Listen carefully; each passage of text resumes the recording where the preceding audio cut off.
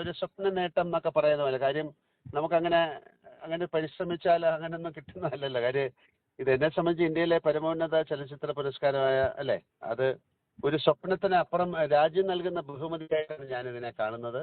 അതിൻ്റെ ജൂറിക്കും അതിൻ്റെ ഗവൺമെൻറ്റിനുമുള്ള ഞാൻ എൻ്റെ നന്ദി അറിയിക്കുന്നു. ഇത് ഞാൻ 48 വർഷമായിട്ട് സിനിമയിൽ അഭിനയിക്കുന്ന ഒരാളാണ്.